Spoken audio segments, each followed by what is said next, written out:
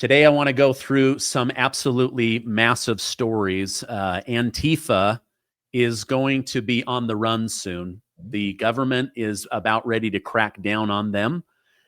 We've got a trans situation where a girl is forced to play against a male. It does not turn out well for her. And then Democrats were just betrayed by one of their biggest supporters in California. Such amazing news. To help me go through all this, I have JJ Carroll. JJ, thank you for joining me again. Thanks for having me. We have some great stories to talk about, and great news is Donald Trump is making, I think, incredible headway. If you would have told me 10 months ago this is what he's going to accomplish, I have to stop and go, holy cow, I'll take that any day, because there's no way that he's going to be able to do this that much, and he has. Do I want him to do more? Yes. But if you would have tried to sell me this 10 months ago, I would have bought that, no problem. Yeah, no, I want to get into that. So our last show did over 500,000 views. Wow. So I appreciate you coming on. Just some background. JJ is a retired U.S. Border Patrol agent. He has done so much as a federal whistleblower. He has helped expose the government-sponsored child trafficking. He wrote a book about the treason of Joe Biden and selling out America. The first thing I want to jump in is with Antifa. They keep saying Antifa's not real. It's an idea. Good luck. There's no leader. You're not going to be able to track down any money. Meanwhile, the FBI, the U.S. Treasury, they're saying, oh, we're already on to the money trails. What are your thoughts on President Trump now making them not only a domestic terrorist group and unleashing the FBI and other groups to track them down, but then opening it up to international so that they can really get into where all this money is coming from? I think it's genius, because what Donald Trump did by making them a domestic terrorist organization, he now goes after the funding apparatus. And that's where the rubber meets the road every time, right? Who's funding it? Who's laying pallets of bricks in downtown, any downtown area in America? Do you know how much coordination it takes to actually purchase a pallet of bricks and then have those pallets of bricks lay down the streets? I mean, there's coordination to that. These idiots that are living in their mother's basement, they're not doing that. So there's a funding mechanism, and what Donald Trump has been able to done is say, okay, everybody in Antifa, you're now a domestic terrorist, which comes massive criminal penalties. And now anybody that helps, and that could be monetarily, or that could be shielding, taking someone in your car and driving them to get away. Now you're all complicit in a crime. Now you can all go to jail. And what I really love that's happening is I see a law enforcement change in the last week. I don't know if you've seen it, but from my perspective in law enforcement, I've been very critical, very upset of the way that law enforcement has been handling these very aggressive and violent people. They ask them 2, 3, 5 times, a dozen times, please stop, please stop, please stop. No. The way in law enforcement used to work prior to George Floyd was, I ask you once, now I'm telling you, I'm moving for kinetic impact and I'm taking you down. We're starting to see the old law enforcement rise up. And because the only thing these people understand is strength and force. That's it. The moment you say, okay, we'll let you come and you can yell in my face, you can spit on me, you can do all that, and we're going to stand down. They think that is weakness, and they're right. It is weakness, and they'll just run us over. So I see a change. I don't know if you are, from a quote layman's perspective, seeing a change in the way that law enforcement is engaging with these animals, because we are seeing blood on the streets, and it's going to increase because the Democrat Party is calling for the destruction, the killing of ICE agents and Border Patrol agents. I'm waiting for my entry on duty date. I signed back up. You know, those we want rehire ICE and Border Patrol. I said, okay, I'm in very good shape. I was a senior leader. I know my policy and law. I'll do it. I'll sign up. So I signed up. Now I'm just waiting any day now to just be sworn in, get my gun and badge, and get back out in the field. So Trump is making a change. This is significant what he's done, and making them a terrorist organization is profound. Yeah, that's amazing that you're getting back on the streets. That actually is extremely encouraging to me. Let me share a roundtable where President Trump was informed on the different ways that Antifa is infiltrating the country, and then we'll react to it. Very dishonest what's going on there. I think the press is a big factor. Please go ahead. Thank you, James. Mr. President, thank you so much for having us all here to bring attention to this matter.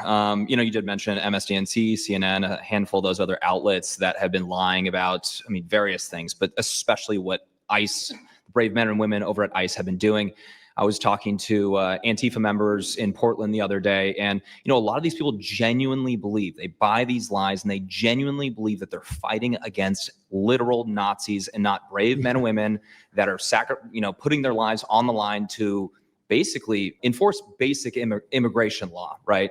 That everyone seemed to agree with up until maybe a few years ago, a handful of years ago. So once again, thank you so much for having me. My name is James Klug. While my primary job is traveling around the country, having conversations with Americans about various political topics and issues, I have had a lot of run-ins with Antifa over the last 5 years. And I do think that Antifa is a primary reason why many conservatives are afraid to go out and protest and make their voices heard and maybe bring friends and family to a demonstration and exercise their First Amendment right, because they are literally deathly afraid. And I talk to these people all the time.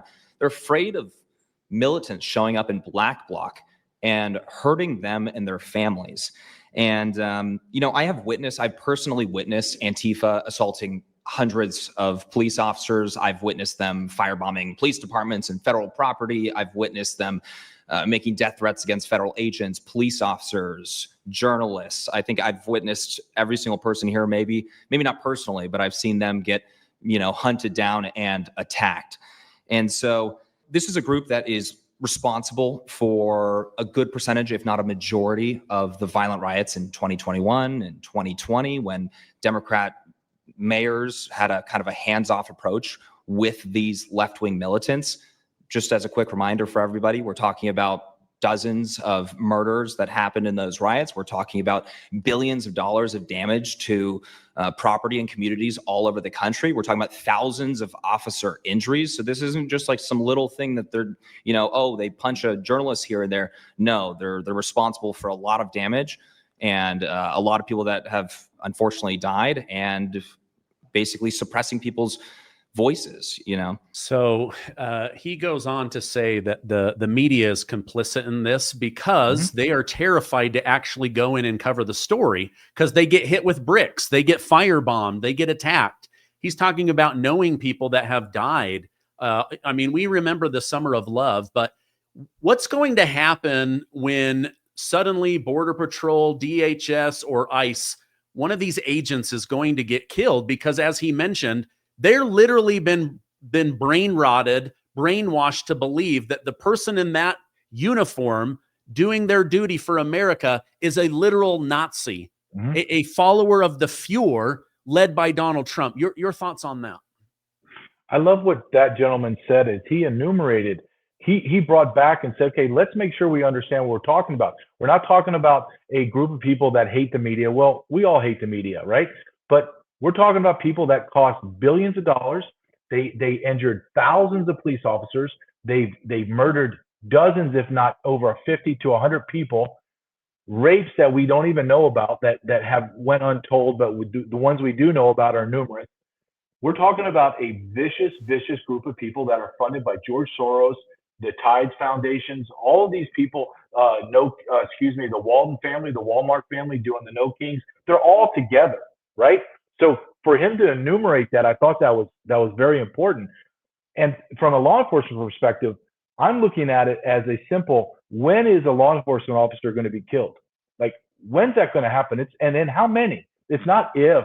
Look, let's take, for example, last week. I think it was last week. ICE agents, think about, it's hard to articulate from a law enforcement perspective of what is going on out there. Think about you in your vehicle. Me and you, we're partners. Me and you are in our vehicle. We're driving down Chicago, wherever. We're trying to get back to the ICE station, and 10 vehicles box us in, like cartel style. I have to think in my brain, oh, dear God, it's going down. This is how I'm going to die. This is how I'm going to go down, is people have boxed me in. I have to come out with my M4 and I start blasting. I don't know why those agents did. They several of them. I don't know why they didn't kill everyone in those vehicles. I have no idea. If it was me, when I go back, I will have my M4 and my ready. If someone boxes me in, I'm coming out with my gun and I'm blasting. Because who does that? What is the outcome do you think is going to happen? You box me in. The only thing a law enforcement guy thinks is, oh, dear God, this is it. I'm either going to fight my way out of it or I'm going to die right here in this SUV. I'm going to die in an SUV in pathetic Chicago. Are you kidding me? My wife and my son are going to be fatherless and husbandless. For what? These idiots? Nope. Here we go. I'm coming out. I'm killing everybody. And that's the mindset that agents are now coming to, that, oh, dear God, this is for real, right? What do you think that people are boxing you in for? What do you think when you go to work and somebody's on a rooftop, not just some rooftop, your rooftop of your building where it houses your ICE agents, and they're shooting you? This is how bad it's gotten. And I think this isn't blackpilling. This isn't, wow, that's kind of over the top. This is an understatement. I'm trying to articulate something that is so bizarre, so outlandish that I can't overstate it enough, man. When I used to go to work, I would go and drive and I'd look around all the time, see, is anybody following me? But that would be kind of like very rare. Like that would be so off the wall, but you still did it, right? You looked around. Now guys are driving into their station and thinking, oh God, is someone on the roof going to shoot me? Do you understand that's happening in America every day now? America needs to wake up and understand that we are on a powder keg that is going to explode. And if you think where I live in middle America, kind of lily white, you're okay, nothing's going to happen. Oh, you're insane. Of course it's going to happen. Thank God we have Donald Trump. Can you even imagine if we had that functionally retarded woman, Kamala Harris, as our president? Dear God, I think that Donald Trump making them a terrorist organization is paramount, because now I can start stacking on RICO charges. I can start stacking on conspiracy charges. I can do everything, but there has to be massive arrest. And those people arrested have to spend a long time in jail. If they don't, this is meaningless. And I mean law enforcement as well. You're going to tell me Pritzker and Johnson from Chicago should not be arrested? Absolutely. What if you and I went and robbed the bank, and then you were the guy looking out for me, then they caught you? You would go to jail for conspiracy. It's 8 U.S.C. 1324. It's a felony to help to move illegal aliens, to block the enforcement of arrest of illegal aliens, to offer furtherance and assistance. What do you think Pritzker, Gavin Newsom, and guys like Johnson are doing? They're committing a felony. It's 8 U.S.C. 1324. When is somebody going to arrest these people? That's the big question. When is that going to happen? I don't know, but it's all of the elements of the crime are already out there. Now it's just going to take somebody with some big stones to go and do what they need to do, or officers are going to die on the street. That's just the truth, man. Yeah, no, I don't want that. I see the interactions, the clashes on the internet with the police, the riot gear, people throwing rocks, trying to attack the police. It's just horrifying. And yet, on a lighter story, this is just the weirdest. Portland might be the weirdest place ever. So a group of hundreds of naked people on their bikes surrounded the ICE facility, blocked the trucks from getting in and out. They laid down as if the police had shot them all dead. I'm not going to show anything because there's too much nudity in here. So this is the only clip I could find with no nudity. But I mean, they're trying to make light of this as if once the sun goes down, people in riot gear, goggles, they're not coming in and attacking the police. And the police are literally like, they don't know whether they can do their job or not, because they might get in trouble, or a lawyer might be there videotaping them and try to make them go viral. Your thoughts on Portland by day and Portland by night? The national debt is now over $37 trillion and climbing by another trillion every 100 days. President Trump is doing what he can, but the truth is government spending is out of control, and no one in Congress seems to want to slow down. Inflation from Biden is still hurting the dollar and most people's wallets. And U.S. Treasuries are no longer the bedrock of global finance, with BRICS nations actively working to dethrone the U.S. dollar. Even the Bank of America warned that the dollar has already lost close to 10% of its buying power in this year. Now, many remain optimistic, but when it comes to their money and retirement, they are using gold and silver to protect and grow their money. But here's the good news. You don't have to sit around and wait for disaster. Call my friends at Monetary Gold. They'll help you build a personalized game plan that moves a portion of your vulnerable paper assets into something real, gold and silver. Just look at the charts. You can see the US dollar loses value and gold and silver are growing in value. I'll let you decide what to do with your retirement money. Protect yourself with precious metals, whether it's in a cash account or over in an IRA, a self-directed IRA. Call Monetary Gold today at 800-608-1770 or go to StephenLovesGold.com. That's StephenLovesGold.com. Well, the very first thing that was so frustrating is everyone that was riding their bikes or whatever they were doing naked, they were all a bunch of fat, ugly chicks. You would think they would pick a couple of hot models and pay them, at least make it pleasurable for us, but we have to look at wildebeests that are naked. That's not good for anybody. Even if you're on the left, you don't like that. We live in, I would say Alice in Wonderland, but it's beyond. It's like Alice in Wonderland on the highest level speed, PCP and cocaine you can find to come up with this fantasy, this insane world that we're living in. But you're right, it is this mocking of law.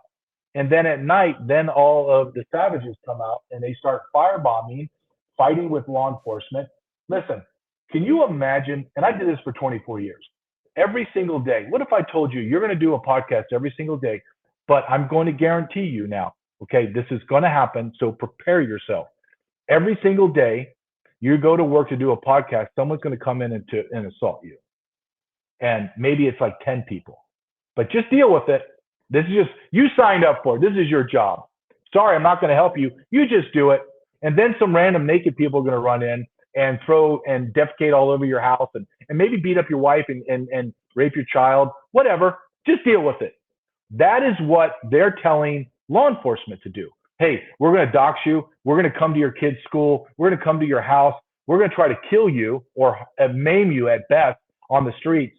We're going to do everything. We're trying to throw you in jail for excessive force, whatever you want to come up with. Now, here's your $75,000, $100,000 a year. Come on, you signed up for that. No, we didn't. We signed up for a government to have our back to when we use the force that you throw those bastards in jail, and we're not seeing it because we need to have more arrests. If I had 30 seconds with Donald Trump, I would say, sir, stop what you're doing and start applying your special forces, not your National Guard, your Army, your Air Force, your Marines, and attach them, people, to those ICE officers to provide backup and empower them with long arms to take down Americans that try to hurt your law enforcement officers. If you don't, no one's going to sign up. No one's going to do this job. It's just the facts. They may do it now for like we're a surge of patriotism, but when you start seeing your buddies get hurt, thousands, like that guy said, he's right, thousands of officers got hurt. How bad? I've seen guys with their heads caved in from rocks and bricks. I've seen guys shot. I've seen guys that blow their knees out, tear their Achilles, on and on and on. You're running through the night in the day, chasing and tackling people. It's just a matter of time before you get hurt. I'm not going to my office and typing up a report and going home at the end of the shift. I've got a 10 to 15, 16-hour shift where I am fighting somebody all day long. How long is your body going to deal with that? Honestly, how long is your body going to withstand falling on concrete, punching people, getting punched, getting hit with rocks and sticks, lasers in your eyes? It's not very long, man, before you're like, you know what? I'm out. Get me the F out of here. I'm not doing this unless we go full force. And it comes a time when we're going to have to come in with the full force of the federal government. Or let's just give it away and just let them do what they want to do. That's really, there's no gray area. You have to make a decision. We've been in this gray area for what? Almost a decade now? I mean, this was back in the 2016, 2020, burning everything to the ground. We're going into a decade, man. So we either gonna do what needs to be done, or then just let everything burn and accept it. That's the only choices you have. Okay. You had mentioned to me off camera seeing something shocking that has come from these new Trump policies. Tell my audience about going through the airport. So I'm here on vacation. I'm visiting some friends and family in San Diego, and my wife and son and I get off the plane in San Diego. Last year, literally to the day, last year, I was flying into San Diego to premiere one of my documentaries, What is Treason Invaded, here in San Diego. And last year, when I was walking through the airport, there were hundreds, if not thousands, of illegal aliens just living in the San Diego International Airport. You couldn't move. They all had their brand new cell phones. They had airline tickets wherever they were going for free, as I paid my way to come in there. I would stand in TSA and have to get facial recognition, my retina scan, have to give all my data. Here's my real ID, blah, blah. And I look to my right as I'm standing in a line of about 1,000 people. I look to my right, and there's this small line, and they're just waving illegal aliens through because they have a piece of paper. They don't have to subject themselves to anything. No mask, nothing. Just here, come on in and go. It was maddening back then. Now I walk through the San Diego airport, there's no one there except people traveling. There's no illegal aliens. It was shocking. Because I remember what it was like last year. I remember the treason that Joe Biden did. But Donald Trump in 10 months has closed the border. I want your audience to understand, no one is crossing the border. Everyone I talk to, my guys say, we're just bored out of our mind, JJ. That's just the truth. No one's crossing. No one is crossing. Donald Trump did that in less than a day. In 10 months later, no one's crossed. Now the very big thing is how are we going to get 50 million illegal aliens out of America? And if you don't like that number, I don't care. That is the true number, 50 million. And on top of that, you have 55 million visa holders that are in America. You have over 105 million foreign nationals in America right now. Illegal aliens overstay their visa at a significant percentage. So we are just being dumped. We are having a demographic shift in America, and we are losing America every single day. And that's why I applaud Donald Trump, what he's done. But at the same time, I'm prodding you, sir. Come on, you need to double, you need to quadruple your efforts. This needs, get out of the Middle East. You did what you did in the Middle East. Great. Let's come home, and can we, for once, just once, America, focus on America? Wouldn't that be wonderful? If we just took all your energy that you just gave to Israel and the Middle East, thank you, you did a great job. I love what you've done. Now can we just solely focus on America? Wouldn't that be a novel thing to do, is just take care of Americans instead of sending billions of dollars to Israel so they don't have to pay health care? Think of that.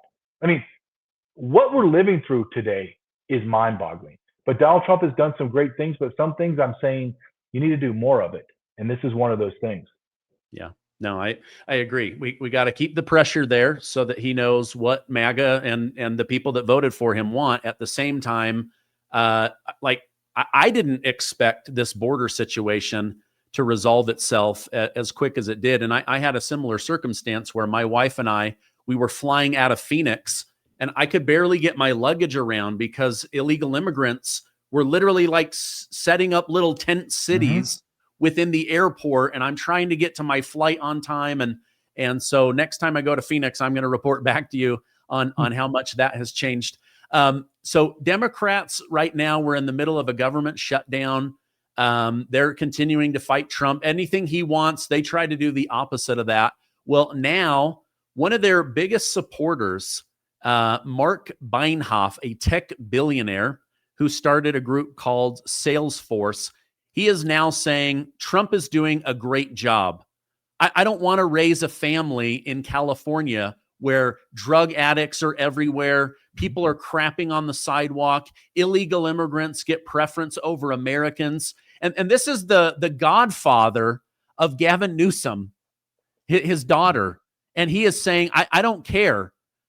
Trump is doing a great job. I mean, when you lose the billionaires that helped get you elected and they're saying, I just can't stand by this anymore, Trump is doing what America needs done. Your thoughts on that? I think his daughter's godfather. I mean, so this is very personal. That no, I can't go with you anymore, Gavin Newsom. You've destroyed the state of California. You destroyed it. It's shocking when you go to LA. I'm going to drive up to LA this week because I have to get something. At the same time, I'm like, okay, thank God I'm carrying. I don't want to go into the death zone. In order to get to LA, I'm going to have to drive through illegal alien heaven, which is Santa Ana. I'm going to have to drive into the barrios of LA, which everything's a barrio. It's unbelievable. I mean, you got San Francisco. They actually have an app that you can put on your phone to see where humans have defecated, so you don't walk and step in human feces. This is what's happened to California. Everyone touted during COVID, look at California. We're $100 billion in the black. No, you weren't. You just got $100 billion from the federal government. There's $60 billion in the red. Last year, the state of California, just for illegal aliens from 16 to like 46, somewhere in that range, not all the babies, not all the old people, just this small group, they spent $9.7 billion on healthcare for illegal aliens. 9.7. Look it up. Google me, fact check me to death. 9.7. That doesn't count the two other big groups, the old people and the babies. So that could be double, man, right? You're in the red, $60 billion, and you just spent $10 billion for healthcare for illegal aliens? Dear God, what's going on?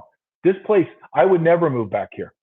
I would never. I come back to visit family. I would never move back here. No way in hell. No, I'm driving around. I got to go gas up my car. $5 a gallon of gas. I just left Kansas. It was $2.75. What the heck? Is your gas magic here? I mean, no, you're run by morons. You're run by socialist, communist pigs here in California. And look at what the Godfather Gavin Newsom's daughter said. I can't live like this anymore.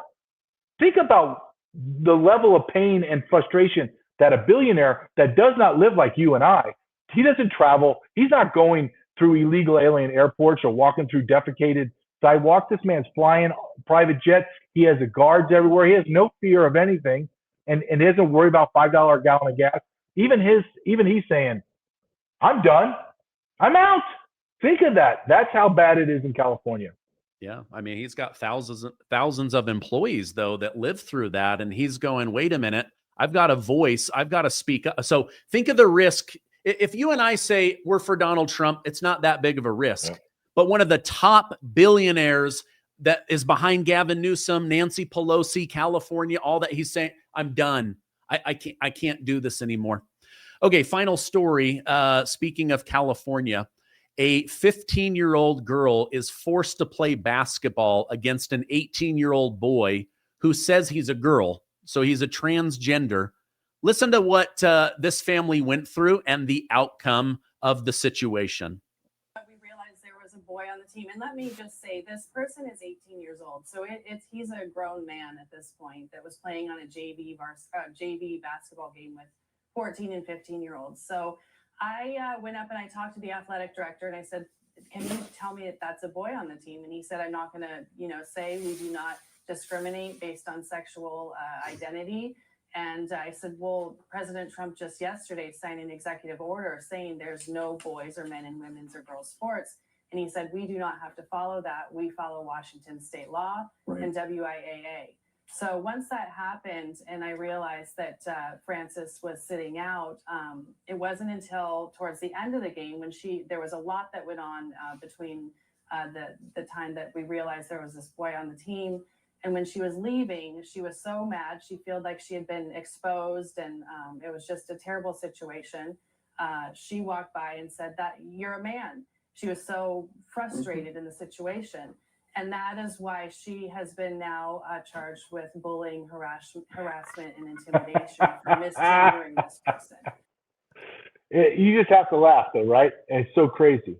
An 18-year-old male who pretends to be a girl, 14 and 15-year-old girls are forced to play against his testosterone, his height, his advantage, and pretend he's not a male.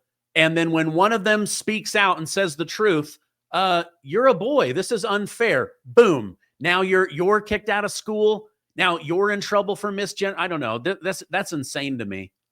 Well, I take this very personal because I have 4 sisters and they all played sports in college, high school and in college. And I'm in the house of my sister has 3 daughters that 2 play Division I sports in college at big universities, and a third child, a third little girl, that young woman, excuse me, is in high school, and she's gonna already getting D1 basketball offers. I would lose my mind if she had to play against a boy. I mean, this is insanity. Why would you do this? Why does anyone think that this is okay? Listen, historians 100, 200 years from now are going to mock us. Like, they're going to mock us. They're not going to write articles about, well, they were confused. They're going to say this was one of the dumbest generations in American history. They were so confused. They were so morally bankrupt. They actually let boys play in girls' sports. They let those same boys take showers and go to the bathroom with our daughters. That's how morally perverse, sexually perverse, and morally bankrupt this group of Americans were. They're going to mock us, just like we mocked the Salem witch trials. Like, how the hell did you do that? How were you so stupid that you thought they were witches? They're going to talk about us the same way we talk about them, but worse. They're going to say you were supposed to be enlightened. You regressed intellectually. You regressed morally. You regressed sexually. You allowed your daughters to be destroyed. Think of that. Where are all the feminists? Where are they? Especially in California and the state of Washington, where they grow on trees. Where are all the violent feminists about women's rights? What about the poor girl that didn't get to play that game, or had her minutes reduced for some dude to get his jollies off? And then maybe the biggest thing that has to be discussed, which I never hear anyone discuss, these men that have to play women's sports, these men that have to dress up as women, these men that have to go to the bathroom and use the women's restroom. This goes beyond a mental illness. This is a sexual desire that they have. They are sexually perverse, and they get off sexually by being a woman and being in women's spaces. And we have to talk about that. We have to acknowledge that we're allowing our young girls to be victimized by men. And we're allowing it. Not only are we allowing it, we're sitting here clapping like a bunch of retarded seals. Isn't this great? That young boy has a lot of courage to say he's a woman. How about that person needs to go and be put in a mental institution and be heavily medicated on lithium, and at the same time, let's throw their parents in jail for child abuse. How about that? We start there. We live in crazy times, man. I think we live in a matrix, to be honest with you. I think the movie The Matrix was 100% real, because sometimes I'm looking around, I think, am I real? Is this house real? What's going on? And it's that crazy. I do. I think that we live in the darkest times, and I think we're coming out of it. But what's the coming out of it going to look like? And I'm very interested to see what that is. Yeah, me too. I am. It feels like gaslighting on a level we've never seen before. But I do believe that we're coming out of that. And so exposing these stories is part of that. So you do a great job over on your podcast of holding the government accountable, exposing them. If people want to catch you, where can I point them? The best place, just go to my website, jjcarroll.com. I post all my socials and my nightly podcast on there. So just JJ Carroll. Thanks for letting me talk about this. Thanks for getting my blood pressure skyrocketing on my vacation. Thanks a lot, man. Appreciate it. Well, now go relax at the ocean, have an ice cream cone. I'll put that link down below. Thank you so much for coming on. I hope you have a great rest of your day. You too. Thanks, man. Appreciate it.